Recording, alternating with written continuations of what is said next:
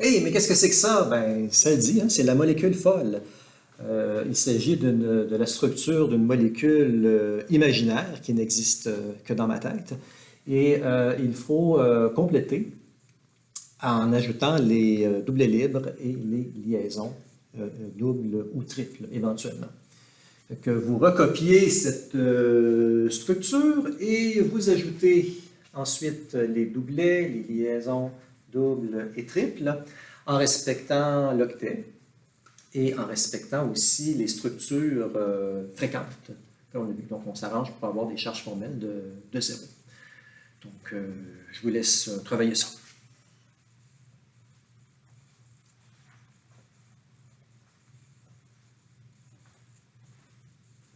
Arrêtez la vidéo quelques instants et reprenez lorsque vous serez prêt. Vous êtes prêts? Alors, voici la réponse. Bon, alors, on a ici chlore, fluor, brome, donc des halogènes qui sont atomes terminaux. Fait que une patte et 3 doublets pour respecter l'octet. Je vais commencer avec ça. Le fluor. Notre carbone, alors il y a seulement 2 liaisons pour l'instant. Ben, il en faut 4. On sait que le carbone a 4 pattes et pas de doublet libre, très rare. Donc, il doit manquer une liaison triple. Hein? Le carbone, ici, lui, est correct. Il y a 4 pattes, pas de doublet. Le carbone, 4 pattes, pas de doublet. L'azote a 3 pattes et lui manque donc un doublet pour compléter son octet et avoir une charge formelle de 0. L'oxygène en sandwich entre un azote et un carbone, ben, il y a 2 pattes. Il manque 2 doublets. Le carbone a 3 pattes. Oh, ça veut dire qu'il y a une liaison double, soit ici, soit là. Si je mets ma liaison double ici, ça va faire un oxygène à 3 pattes. C'est pas bien bon, ça. Fait que on imagine que la liaison double, elle est de ce côté. Ce qui fait que le carbone, lui, il a 4 pattes, une liaison double, une liaison simple. Ce carbone a 3 pattes, il manque une patte. Où est-ce qu'on la met?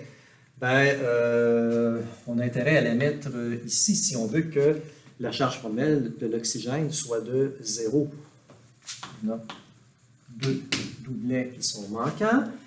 L'azote, bon, il manque 4 électrons. Ben, l'azote, c'est 3 pattes, un doublet. Fait que la troisième patte, ben, je ne peux pas la mettre ici. Ah, ben, je dois la mettre là. Il manque encore un doublet libre. Ce carbone a 4 pattes, ça va bien. Le soufre en sandwich entre 2 carbones. Donc, c'est un peu comme l'oxygène ici. On n'a pas de raison de mettre de liaison double. Non, on ne devrait pas. Hein? Fait qu'on a 2 doublets, comme ça. Et là, le carbone, il y a seulement 3 pattes. Ben, si on met la 4e patte ici, ben, ça ne marchera pas parce que le soufre n'aura pas une charge formelle de 0. Ce qui fait qu'on va la mettre avec l'azote. Donc, l'azote avec 3 pattes et un doublet qui est manquant. Fait que mon carbone a 4 liaisons, ça va. Le phosphore est dans la famille de l'azote. Donc, sa configuration normale, là, ça serait d'avoir 3 pattes et un doublet.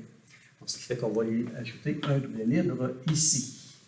Et voilà, pour la molécule folle, ça a l'air bien compliqué, mais on applique les principes de base, c'est-à-dire l'octet et la charge formelle de 0.